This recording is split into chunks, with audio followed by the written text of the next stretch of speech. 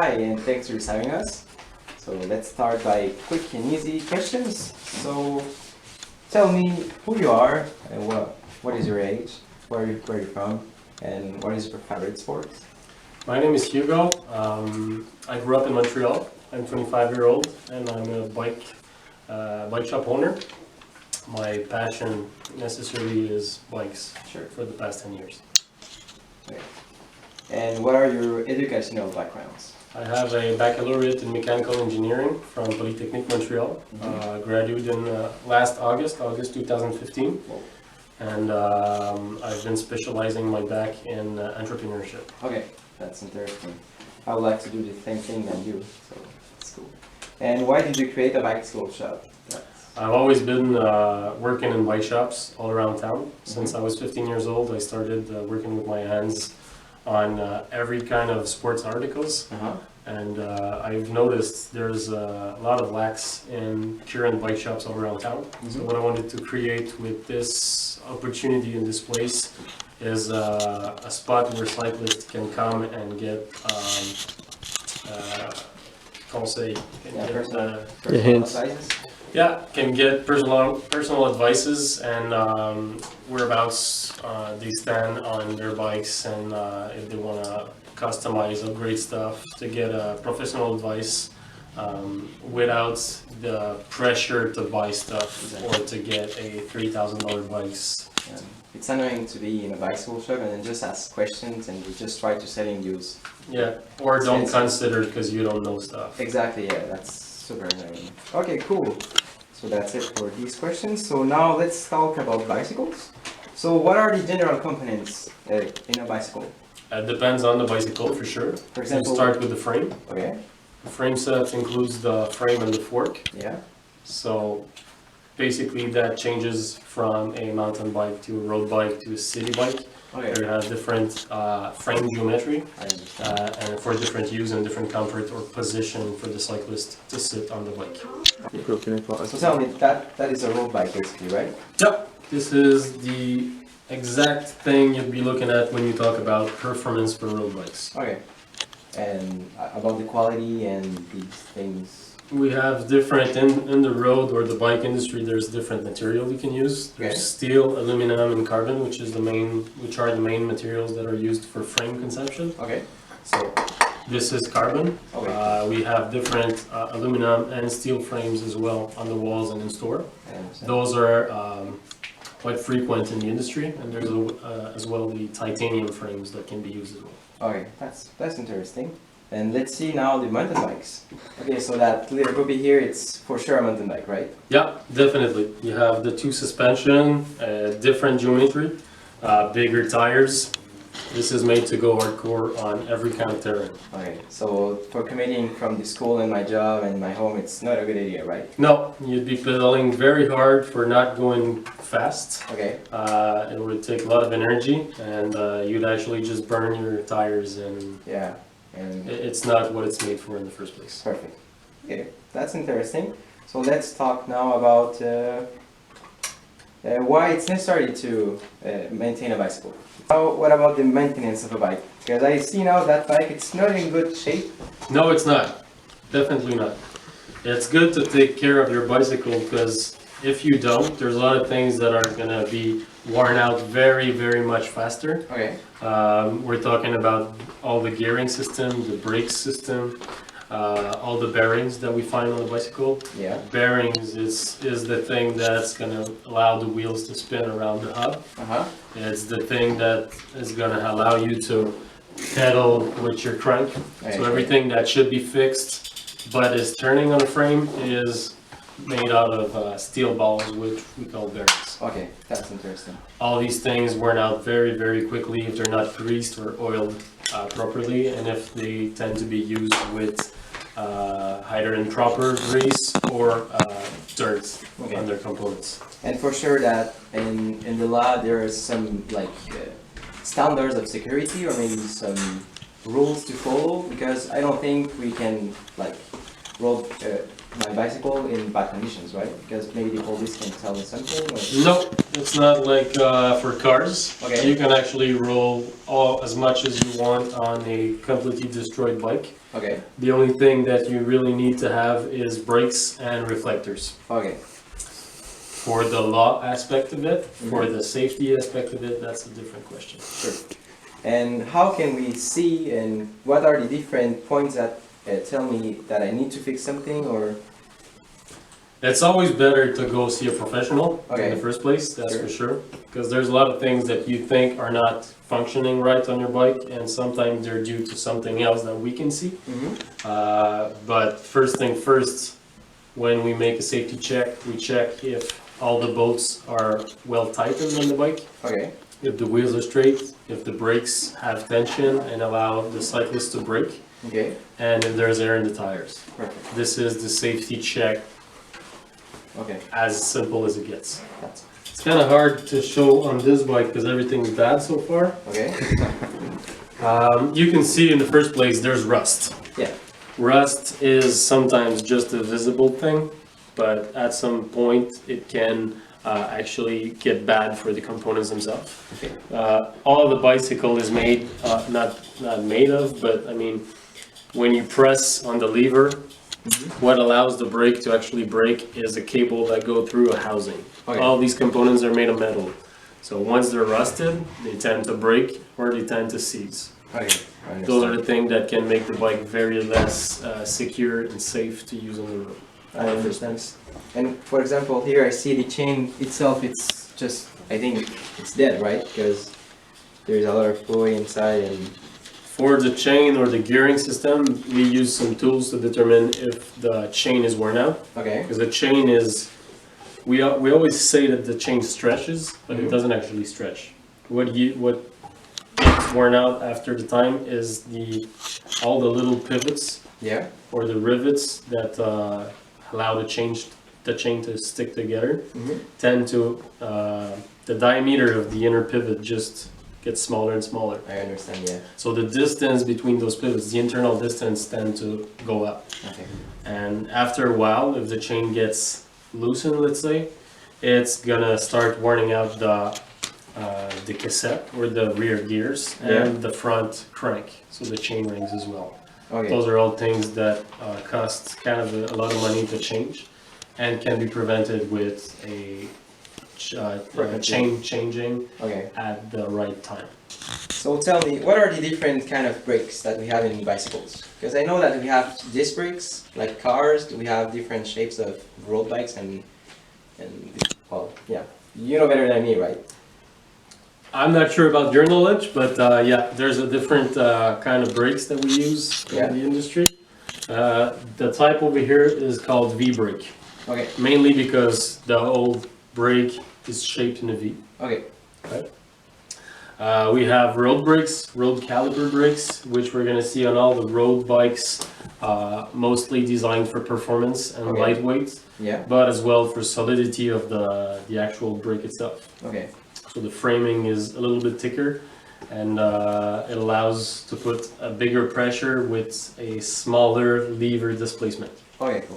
And we're gonna find in the highest hand that we can find the hydraulic disc brake or mechanical disc brakes, which are two different families, but are considered similar to a car braking system. I understand. Cool.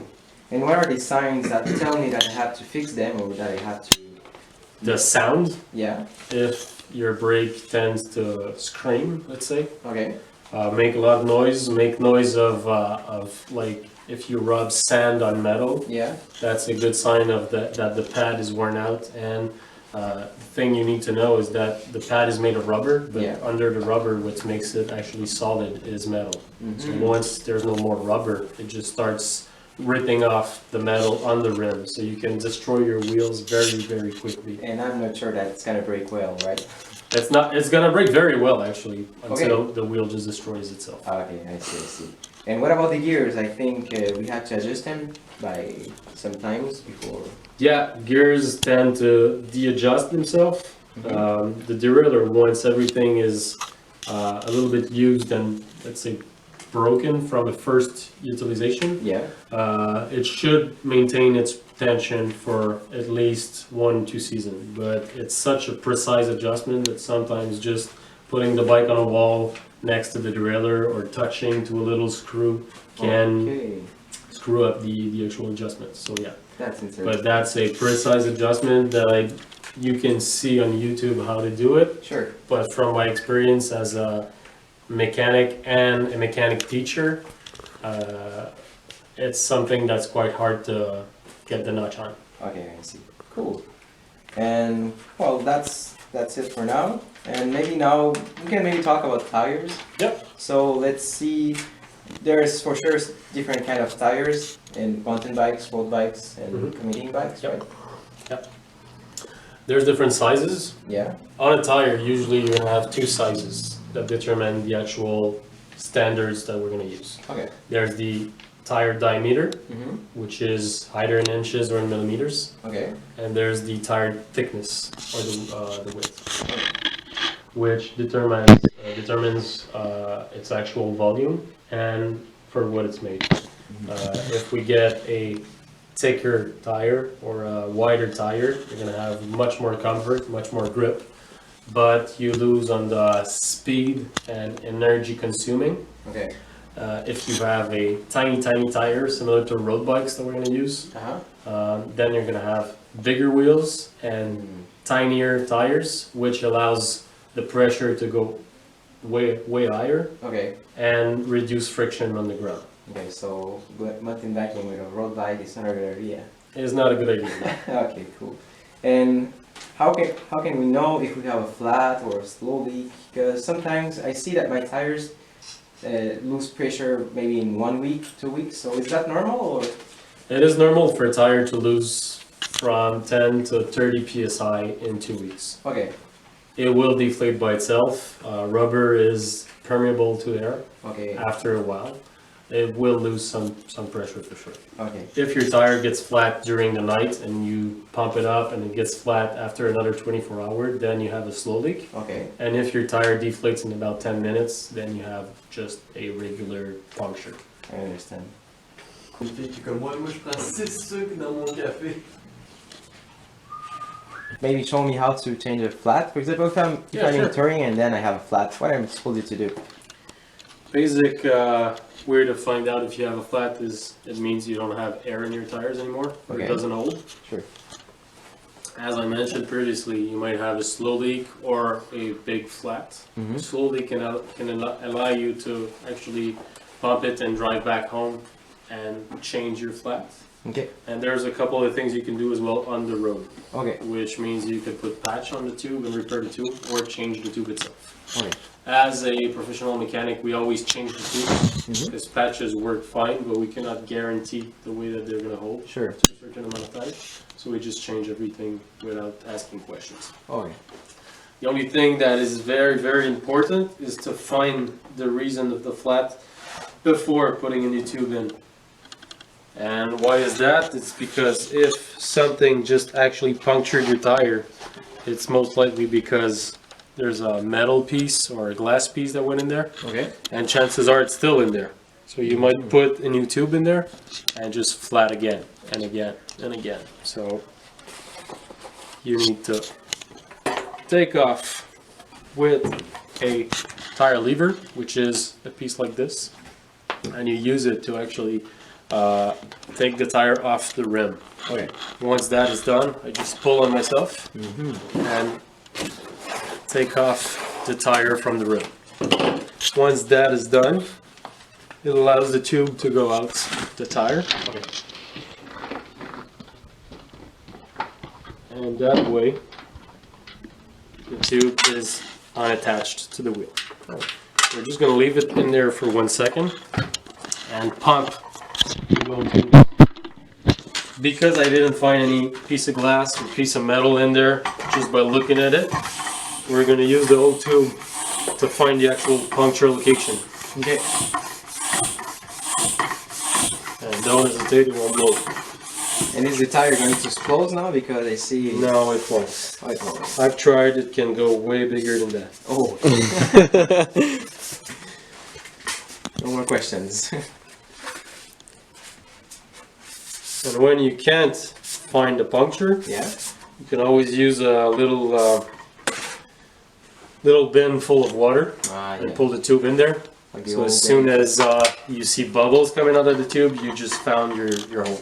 Okay, I see. Once you found the hole, which might be right here, let's say, Yeah. then you keep the location relative from the tube to the tire Uh-huh. and use it to actually go take off the little piece that's in the tire. Okay. First thing first. Seems to be pretty easy. It is. Okay. When you know where you're going. Sure. Once that is done, you need to change the tube. So you need a tube that's the proper size. Mm-hmm. On this tire, we spoke about diameter and width earlier. This one is a 700 millimeter by 35 millimeter of width. Okay. When you look on a tube box, you have the 700 over there, which is the diameter, and 700 by 28 to 35. Okay. The 28 to 35 is the actual interval where the tube would fit. And what about the small number here? You see East V32. This Yeah. means Schrader valve, which is the type of valve we're going to use, Okay. and the 32 is the length of the valve. Okay. Okay. I understand. So on road bikes or high-end mountain bikes, you have Presta valves, which are what they call French valves, Yeah. and this one are the same exact valves we can find on car tires. Oh yeah, I see. And I think it depends of the range of the rim and Yeah, once you have a certain valve on your bike, you just use the same okay. I when see. you're going to change them afterwards. I see. Before putting back the tube in there, I'm inflating it a little bit, so that way it's not going to stay all folded because of the way it was in the box. Yeah.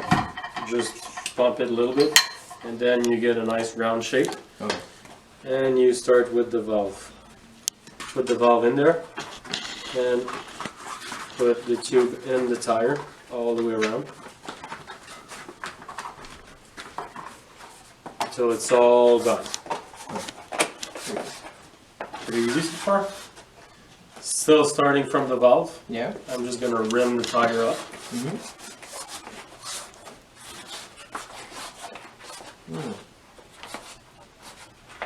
And I'm pretty sure that if you have any issues, you can always use your. No, you can't, I know why not.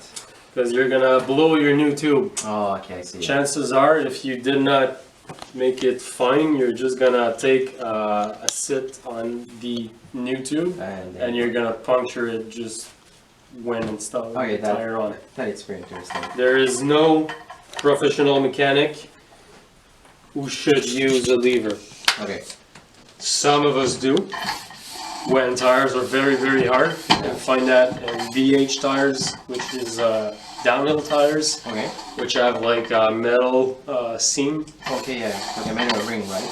Yeah, and those are very, very hard to take off or to put on. Okay. But there's no excuses on using tools. I understand. Once that's done, you have the pressure on the side of the tire. Yeah. You just read what's the interval pressure and put it close to the maximum. And you pump it up. There we go. Oh, cool. Put the little knob in there. Yeah. And why actually do we have to put the small? You don't. No, we don't. It's like I an could just not put it in there, Yeah. but after a certain amount of time, dust and dirt can get in the valves and it might start dysfunctioning. I understand. But in the first place, there's no specific use for this cap. Perfect. I see. There we go, flap changed. Do you think people who use a longboard and bicycle are worried about the environment? Yeah, you can. It's not the first reason, I think. There's a lot of people that use bikes for environment, but I think it's mostly for an economic reason And fun also. and for fun. But people that do it for fun don't necessarily do it for economic reason. Yeah. And did you notice a rise of longboard and bicycle users in the past years? Yeah. In the past 5 years, I actually made my research before opening this bike shop, and there's a big raise in percentage of bicycle and longboard users in Montreal especially, and in Quebec, in Quebec province as well. All right, perfect. And do you think to have a bicycle or a longboard help to reduce usage of cars? Yeah, definitely. I ride my bike to work every day. I don't take my car. Yeah, me So it's talking by itself. All right, perfect. And my last question is, do you think it's important to save money by a longboard or bicycle? Yeah, it is. I'm dealing every day with people that cheap on every part they put on their bike, and the day after they complain about the way their bike don't work properly. And sometimes a tiny little difference in price you're gonna pay makes a ton of difference in the quality you're gonna get. Okay. So yeah, it's worth saving money and upgrading a little bit your bicycle, because you're gonna use it more, and then you're gonna put more money in there, and it's a circular thing. All right, perfect. Well, thank you very much. You're welcome. And for the finals, what are the general advice for us? Ride a bicycle, make sure it's well maintained, have fun, watch out for the traffic. Sure. Taxis are crazy. And always wear a helmet, right? Huh? Always Always wear a helmet and put lights on. Safety first, because you're not gonna ride bike in heaven. Perfect. And do you have any questions for us? No, I'm pretty good. Thanks. Perfect. Yeah, so thanks to you to receiving us, Yeah, and thank you for your time. it was a pretty nice time.